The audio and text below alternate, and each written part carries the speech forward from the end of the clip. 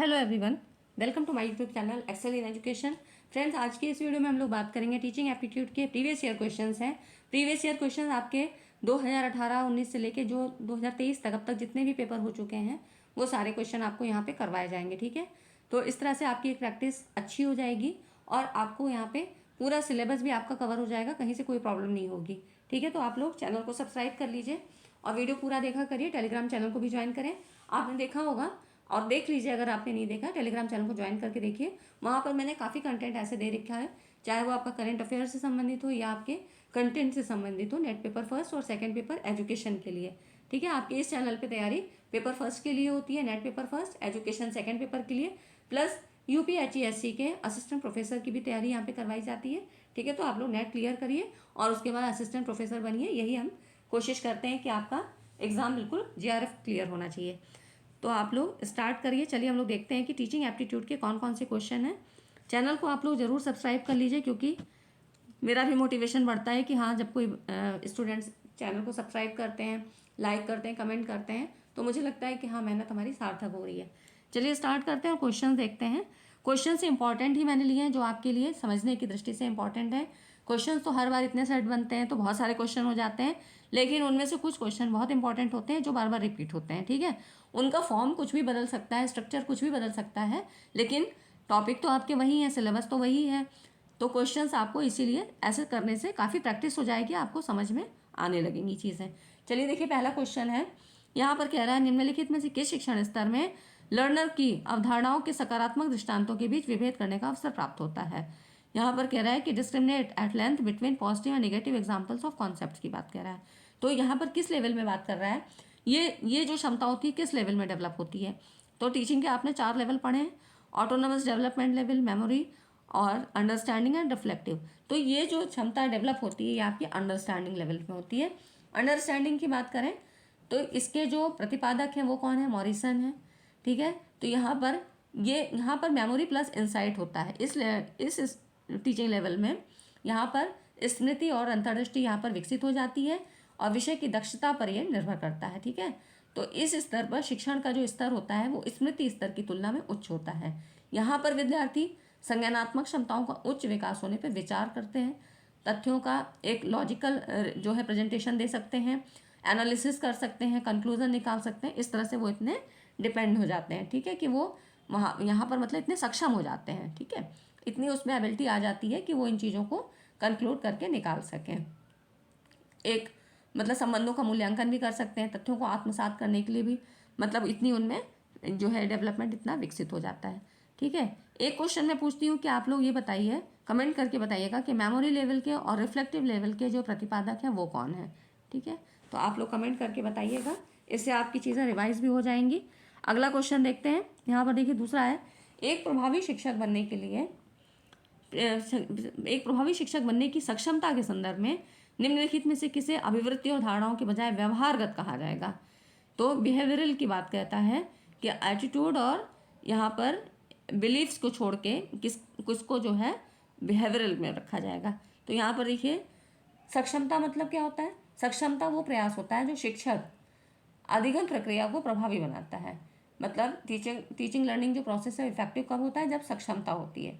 तो ये शिक्षार्थी या विद्यार्थी या दोनों को स्वयं के विकास में कई ऐसे एस्पेक्ट्स होते हैं, कई ऐसे आयाम होते हैं, जैसे कि उसका व्यवहार है, एटीट्यूड है, मूल्य है, विश्वास, इन सब का जो है उसके द्वारा हेल्प मिलती है। ठीक है, तो प्रभावी शिक्षक बनने के लिए जो सक्षमता होती है वो किन किन फैक्टर्स के आधार पर आती है। उसकी एक तो उत्तम संप्रेषण कौशल हो, मतलब कम्युनिकेटिंग हो। ठीक है, उसके बाद प्रबंधन और निगरानी भी होनी चाहिए। ठीक है, फिर आता है एवेल्युएटिंग एंड प्रोवाइडिंग फीडबैक। ठीक है, तो ये एवेल्युएशन उसमें होना चाहिए। ये सारी चीज़ें किस में आएंगी, इफेक्टिव टीचर में होनी चाहिए। ठीक है, तो ये हो गया आपका राइट ऑप्शन। अगला क्वेश्चन देखिए, उच्च शिक्षण संस्थाओं में प्रयोग में लाई जाने वाली अध्यापक विधियों की सूची में से उन विधियों की पहचान करें जो लर्नर सेंटर्ड हैं। विधियों से हमेशा एक बार क्वेश्चन आता है, एक क्वेश्चन जरूर आता है। ठीक है, इससे भी पूछा जाता है, प्लस मेमोरी लेवल और लेवल से भी, आपके टीचिंग लेवल से भी क्वेश्चन आता है, प्लस एवेल्युएशन इन सब चीज़ों से भी आता है, जो भी एवोल्यूशन के टाइप है, फॉर्मेटिव, समेटिव। तो इस तरह से कुछ 3-4 क्वेश्चन है जो कि एनटीए के द्वारा पूछे ही जाते हैं, ठीक है। तो उनको आपको बहुत ध्यान से पढ़ना है, कॉन्सेप्ट एकदम क्लियर होना चाहिए। कम से कम टीचिंग एप्टीट्यूड के, रिसर्च एप्टीट्यूड, कम्युनिकेशन और ईवीएस, ठीक है, एनवायरमेंटल एंड डेवलपमेंट। तो यहाँ से क्वेश्चन आपके गलत नहीं होने चाहिए।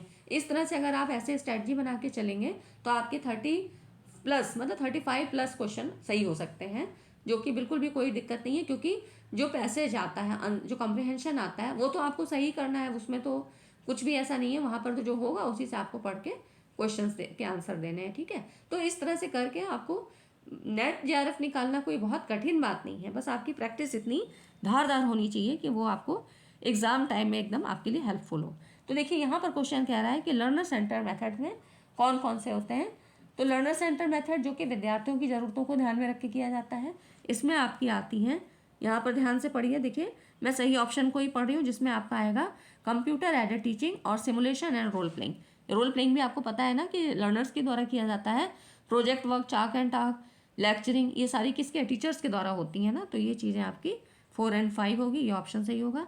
नेक्स्ट क्वेश्चन देखिए, ड्यूरिंग टीचिंग, शिक्षण के दौरान शिक्षक के वे कथन जो समय विद्यार्थियों को मतलब विद्यार्थियों को स्वयं या दूसरे के उत्तर को सविस्तार प्रतिपादित करने के लिए प्रोत्साहित करते हैं। तो इसमें से कौन सी ऐसी स्किल है, कौन सी ऐसी जो है विधा है जिसके द्वारा वहाँ पर उसको इनकरेज किया जाएगा लर्नर्स को। तो इसमें देखिए प्रोबिंग, ठीक है, ये प्रश्न पूछने की कला होती है। शिक्षण के दौरान शिक्षक के कथन को यहाँ पर जो है प्रोत्साहित किया जाता है।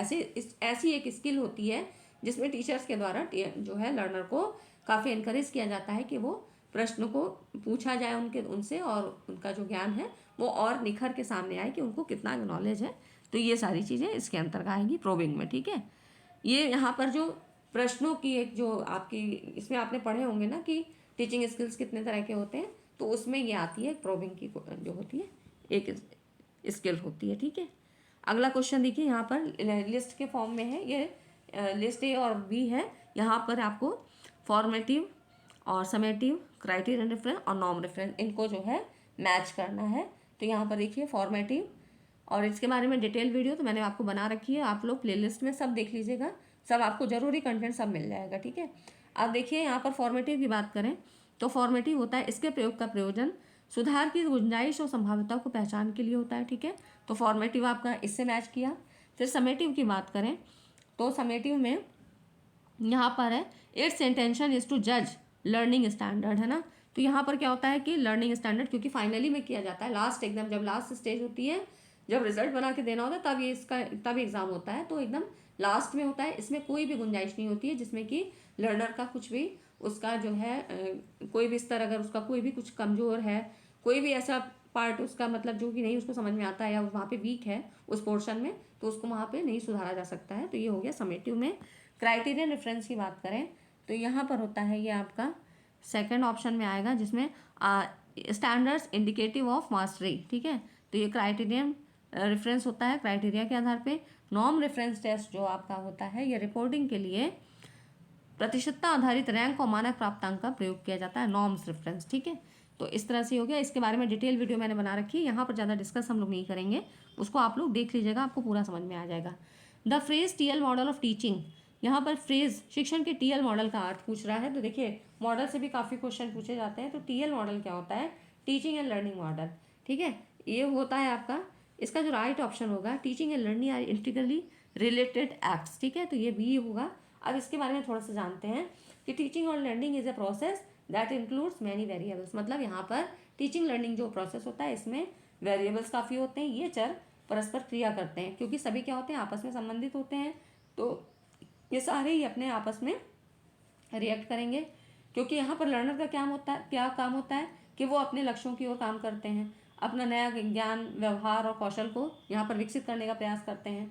शिक्षण एक ऐसी प्रक्रिया है जिसमें कि एक व्यक्ति मतलब जो टीचर है वो क्या है, एक व्यक्ति दूसरे व्यक्ति को सिखाता है, मतलब टीचर है वो लर्नर को सिखाएगा या इंस्ट्रक्शन भी दे सकता है। इंस्ट्रक्शन कहाँ पे दिया जाएगा, क्लास में दिया जाएगा, है ना। तो इंस्ट्रक्शन कभी भी बाहर नहीं होता है, क्लासरूम के अंदर ही इंस्ट्रक्शन होता है। ये हमेशा क्वेश्चन आपका पूछा जाता है टीचिंग एंड ट्रेनिंग और इंस्ट्रक्शन एंड कंडीशनिंग, इस तरह से 4 टर्म्स हैं जो कि हमेशा टीचिंग में पूछे जाते हैं, ठीक है, इनसे भी क्वेश्चन बनता है। तो यहाँ पर शिक्षा जो है, कक्षा की स्थिति में शिक्षार्थियों को इंस्ट्रक्शन का देने का कार्य माना जाता है। तो यहाँ पर जो वेरिएबल्स होंगे वो कौन कौन से होंगे, जैसे कि टीचिंग लर्निंग ऐसा प्रोसेस है जिसके माध्यम से शिक्षक, शिक्षार्थी, अब यहाँ पर सिलेबस हो सकता है और आपका क्यूरिकुलम हो सकता है, कुछ फिजिकल एक्टिविटी, मतलब फिजिकल जो वहाँ पे भी जितने भी फैक्टर्स हैं वो जो कि प्रभावित करते हैं, ये सारी चीज़ें आपके वेरिएबल्स में आती हैं, ठीक है। तो ये सारी चीज़ें क्या है, जो भी हमने उद्देश्य निर्धारित कर रखे हैं, मतलब टीचिंग ऑब्जेक्टिव्स बनाते हैं ना, पहले क्लासरूम के पहले क्या होता है कि जब लेसन प्लान आप बनाते हो तो ऑब्जेक्टिव्स मतलब उद्देश्य निर्धारण किया जाता है। तो ये सारे वेरिएबल्स उन उद्देश्यों को, उन लक्ष्यों को पाने के लिए ये सारे ही व्यवस्थित होते हैं और ये सभी जो इनका सबका योगदान होता है, ठीक है। तो यही होता है टीचिंग लर्निंग मेथड्स और वेरिएबल्स क्या होते हैं, ठीक है। तो ये हो गया आपका।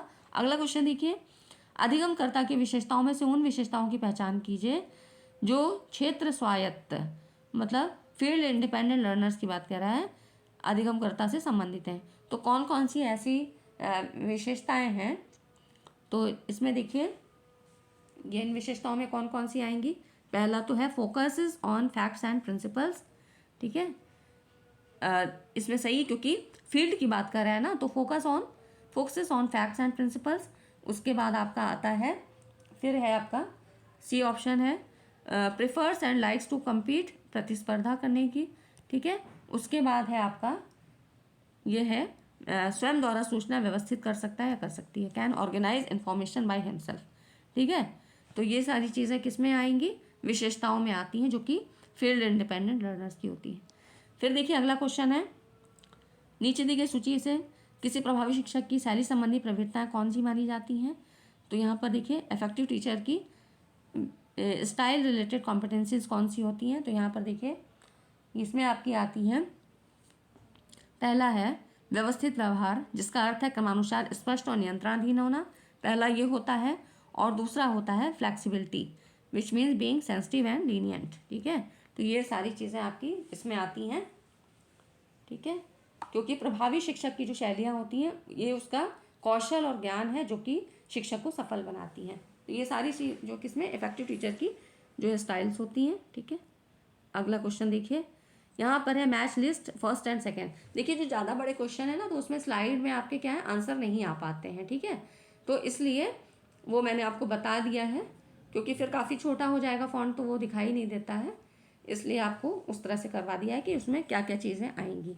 अब लिस्ट फर्स्ट और लिस्ट सेकंड में, तो यहाँ पर देखिए, यहाँ पर इसके स्केल्स दिए हुए हैं, इसमें नॉमिनल, ऑर्डिनल, इंटरवल और रेशियो। अब किस में क्या आता है, बहुत ही ईजी क्वेश्चन है। देखिए नॉमिनल में क्या आता है, कई बार बिल्कुल ईजी ही पूछ लिया जाता है। तो यहाँ पर देखिए केवल क्या आता है, वर्गीकरण होता है, ठीक है। तो ये नॉमिनल आपका इससे मैच कर जाएगा, फोर्थ ऑप्शन से। सेकंड है ऑर्डिनल, ऑर्डिनल में क्या आता है, ऑर्डर आता है, तो वर्गीकरण और क्रम दोनों चीज़ें आती हैं। उसके बाद आता है आपका इंटरवल में क्या होगा, वर्गीकरण, क्रम और समान इकाइयाँ होती हैं। रेशियो में क्या होता है, वर्गीकरण, क्रम, समान इकाइयाँ और एब्सोल्यूट ज़ीरो, मतलब हमेशा जो है क्या है अपग्रेड हो रहा है। यहाँ पर देखिए तो इससे क्वेश्चन और बनता है, एब्सोल्यूट ज़ीरो के बारे में पूछा जाता है कि ये किस स्केल में पाया जाता है। तो ये आपका होता है इसमें रेशियो में होता है, ठीक है। तो इसके बारे में भी क्वेश्चन बनता है और इसके बारे में डिटेल वीडियो मैंने बना रखी है, तो आप लोग वहाँ से देख लीजिएगा। देखिए अगला क्वेश्चन है असर्शन रीजन का है।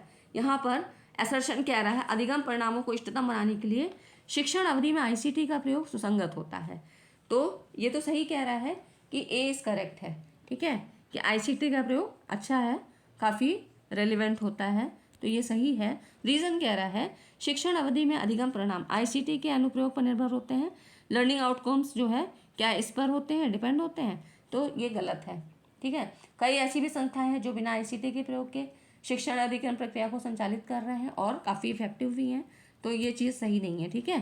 तो ये हो जाएगा आपका ए तो सही है but R is not correct, ठीक है। ये हो गया आपका A is correct but R is not correct, ठीक, ये हो गया, ठीक है।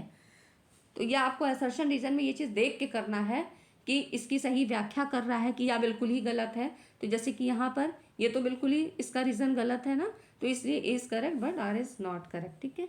तो ये हो गया आपका। अगला क्वेश्चन देखते हैं। देखिए निम्नलिखित शिक्षण विधियों के स्पेक्ट्रम में किन विधियों को संवादपरक माना जाता है? संवादपरक से समझ डायलॉग के आधार पे।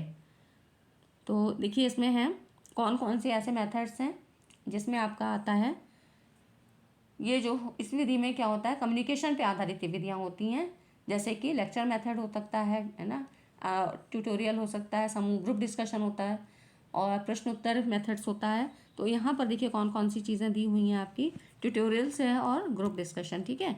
बाकी चीज़ों में क्या है, आपको किस में करके दिखाना है, तो ये लर्निंग बाय डूइंग होगा। अब अगला क्वेश्चन देखते हैं। फ्रेंड्स वीडियो पसंद आ रहा हो, वीडियो सेशन अच्छा लगा हो तो लाइक ज़रूर करिए और अपने कमेंट भी दिया करिए। यहाँ पर देखिए teaching differs from training and conditioning is for as it promotes, मतलब किसके संवर्धन से शिक्षण कार्य प्रशिक्षण और अनुबंधन से भिन्न है। तो किसके संवर्धन से मतलब किसके प्रमोट करने से प्रशिक्षण और अनुबंधन से भिन्न हो जाएगा टीचिंग कार्य। टीचिंग कार्य किसके, तो यहाँ पर देखिए थिंकिंग से ही तो होगा। ट्रेनिंग में तो क्या होता है, आपको यहाँ पर साइकोमोटर जो सेक्शन होता है वो आपका डेवलप किया जाता है ना, वहाँ पर आपको कौशल सिखाया जाता है जो ट्रेनिंग होती है। कंडीशनिंग आपने पढ़ी है लर्निंग में, पावलोव की क्लासिकल कंडीशनिंग थ्योरी, तो वहाँ पर भी आपको एक तरह से सिखाया ही जाता है।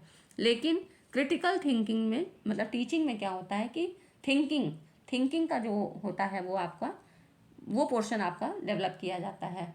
तो इस तरह से क्रिटिकल थिंकिंग शिक्षण कार्य में क्या होता है कि चिंतन के द्वारा होता है, और ट्रेनिंग और कंडीशनिंग में क्या होता है कि यहाँ पर जो भी शिक्षण कार्य मतलब उस जो भी कॉन्सेप्ट डेवलप हुआ है शिक्षण के द्वारा उसको यहाँ पे ट्रेनिंग में और कंडीशनिंग में यहाँ पर उसको फॉलो किया जाता है, ठीक है। तो ये आपका क्रिटिकल थिंकिंग ही है जो कि इसमें डिफरेंस पैदा करती है। नेक्स्ट क्वेश्चन है, शिक्षण की अवधि में प्रयोग होने वाले विषय वस्तु प्रकार के सापेक्ष प्रक्रिया वाले प्रश्नों को संसूचित करने वाले प्रश्नों की सूची से पहचान कीजिए। तो इसमें ये कह रहा है कि कौन से ऐसे क्वेश्चंस हैं, ठीक है, इनकी सूची को अलग करना है जो कि process type rather than content type. तो यहाँ पर इसमें कौन कौन से होंगे, शिक्षण की अवधि में प्रयुक्त होने वाले हैं ना, ड्यूरिंग टीचिंग। तो यहाँ पर देखिए डाइवर्जेंट क्वेश्चंस हो सकते हैं और कॉन्सेप्ट बेस हो सकते हैं, और उसके बाद आता है आपका उच्च कोटि के प्रश्न, तो उच्च स्तरीय हायर ऑर्डर। अब डाइवर्जेंट क्वेश्चन कैसे होते हैं, ये प्रश्न छात्रों को अलग अलग रास्ते तलाशने के लिए, जैसे कि विविधताएं होती हैं, अलग अलग विविधताएं हैं, ऑल्टरनेट उत्तर तलाशने का मतलब अलग अलग उनको ऑप्शन दिए जाते हैं, वो किस तरह कितना सोच सकते हैं। यहाँ पर डाइवर्जेंट क्वेश्चन ऐसे सिखाते हैं, उसके जो है सोचने समझने कॉग्निशन पावर को और डेवलप करते हैं। कॉन्सेप्ट बेस्ड क्वेश्चन में यहाँ पर छात्रों को केवल कुछ चीज़ें याद करने की मतलब ऐसे तथ्यों को याद करने की, कुछ ऐसे फैक्ट्स इसका याद करने का स्किल सिखाया जाता है, और फिर वो आंसर मेकिंग की क्षमता उसमें विकसित होती है, ठीक है। तो ये भी हायर ऑर्डर का क्वेश्चन होता है क्योंकि अपने आप मतलब लिखना है, ऐसे क्वेश्चंस हैं उनका उत्तर खुद से देना है। तो कॉन्सेप्ट बेस्ड क्वेश्चन हो गया, आप मतलब जब कॉन्सेप्ट क्लियर होगा तभी तो ऐसे क्वेश्चन का आंसर दे पाएगा। उसके बाद हायर ऑर्डर क्वेश्चन, ये क्या होते हैं, ये सबसे ज़्यादा उच्च कोटि के क्वेश्चन होते हैं। यहाँ पर जो लर्नर से जो मतलब टीचर को अपेक्षाएं रहती हैं, जो उम्मीद रहती है वो रहती है एडवांस लेवल का कॉग्निटिव, मतलब उनका जो लेवल है वो कॉग्निटिव लेवल वो और ज़्यादा एडवांस हो। यहाँ पर इतने उच्च स्तरीय क्वेश्चन पूछे जाते हैं, जैसे कि अभी आपने देखा होगा कि एनटीए में भी ऐसे ही कुछ क्वेश्चन पूछे जाते हैं ना, जो कि आपके सोचने समझने की मतलब जो आपकी कॉग्निशन पावर है उसका जो है इवेल्युएशन किया जाता है कि कितना आप सोच सकते हैं, कितना आपको नॉलेज है, क्योंकि आप असिस्टेंट प्रोफेसर बनने जा रहे हैं, तो मतलब एक गरिमा वाले पोस्ट को प्राप्त करने के लिए तो उतनी ही स्किल भी आपके डेवलप होनी चाहिए ना, तो इस तरह से कह सकते हैं, ठीक है। तो यहाँ पर ये क्रिटिकल थिंकिंग को प्रमोट करते हैं। यहाँ पर और क्या चीज़ें डेवलप हो सकती हैं कि जैसे कोई भी चीज़ कॉन्सेप्ट आपने डेवलप किया, अब उसको अप्लाई कैसे करेंगे, एनालाइज कैसे करेंगे, सिंथेसाइज कैसे करेंगे, फिर इवेल्युएशन कैसे करते हैं, इन्फॉर्मेशन को कैसे निकालते हैं, ये सारी चीज़ें यहाँ पर उच्च कोटि के प्रश्न के द्वारा डेवलप होती हैं, ठीक है। तो ये हो गया आपका ACME, ठीक। उसके बाद देखिए नेक्स्ट क्वेश्चन है स्टेटमेंट, और फर्स्ट और सेकेंड स्टेटमेंट के फॉर्म में है। तो यहाँ पर स्टेटमेंट पहला ये रिलायबिलिटी और वैलिडिटी से संबंधित क्वेश्चन है। फर्स्ट स्टेटमेंट कहता है वैधता के लिए विश्वसनीयता आवश्यक है किंतु पर्याप्त नहीं है, ठीक है।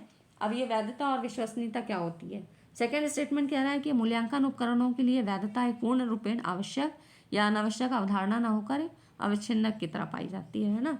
तो यहाँ पर देखिए पहले इसको समझ लीजिए, तो इस क्वेश्चन का आंसर देना आपको आसान हो जाएगा।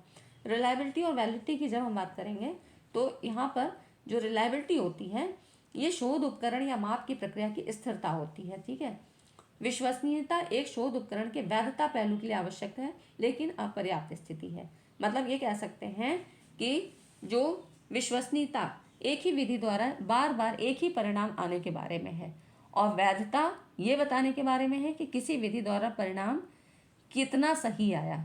तो मतलब विश्वसनीयता से मतलब हुआ कि एक टेस्ट हमने किया, उसके कुछ समय के बाद दूसरा टेस्ट किया। समय मतलब कुछ समय भी महीने हो सकते हैं, कुछ हफ्ते हो सकते हैं। ठीक है, टेस्ट मेथड होता है ना, स्प्लिट हाफ मेथड, टेस्ट, तो ये सारे कुछ 4 तरह के मेथड्स होते हैं। ठीक है, आप लोग कहेंगे तो मैं रिलायबिलिटी और वैलिडिटी पे भी एक वीडियो बना दूंगी, क्योंकि यहाँ से क्वेश्चन आते हैं तो वो कॉन्सेप्ट क्लियर होना चाहिए। ठीक है, तो यहाँ पर विश्वसनीयता मतलब बार बार जब एक ही रिजल्ट आता है, कई बार हमने टेस्ट किया उसका परीक्षण का, और जब एक ही रिजल्ट आता है तो मतलब कंसिस्टेंसी मेंटेन है, तो ये हो जाता है विश्वसनीयता।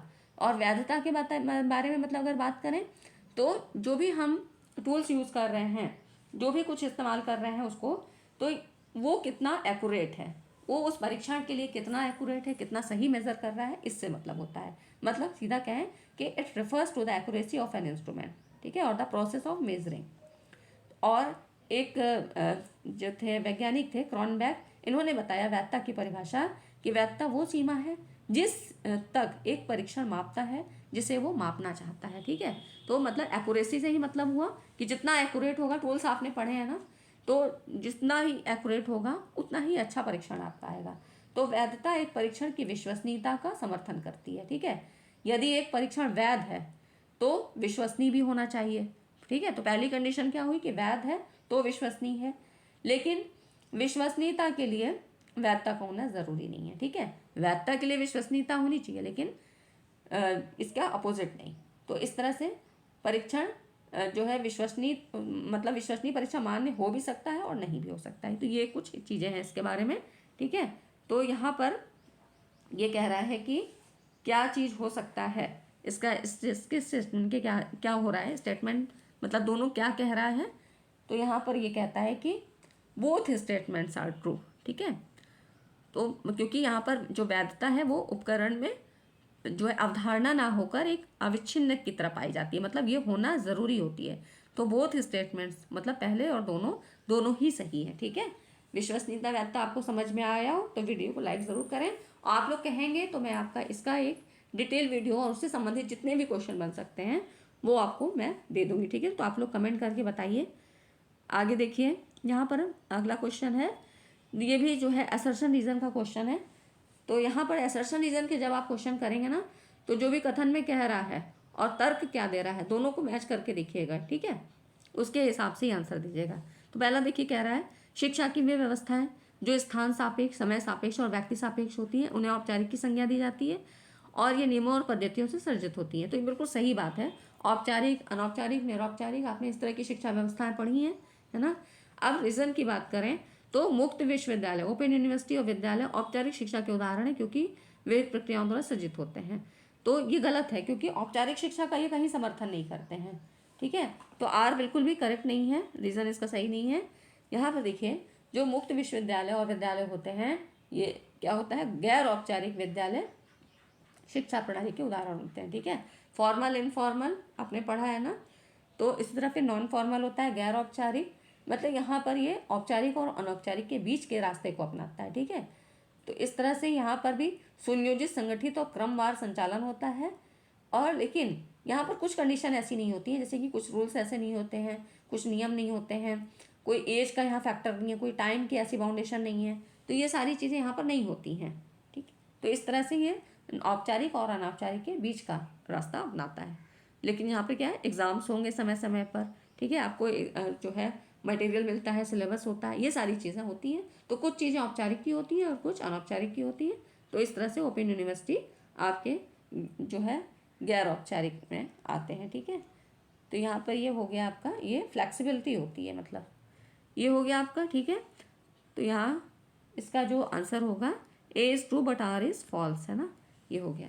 तो ठीक है फ्रेंड्स, आज की वीडियो में इतना ही, मिलते हैं अगली वीडियो में। और ये वीडियो सेशन अच्छा लगा हो तो लाइक ज़रूर करिएगा। ठीक है, और अपने कमेंट, अपने सुझाव हमेशा देते रहिए। मेरा फीडबैक भी मुझे मिलना ज़रूरी है। ठीक है, मोटिवेशन बढ़ाइए आप लोग। चलिए मिलते हैं अगली वीडियो में। Thanks for watching this video.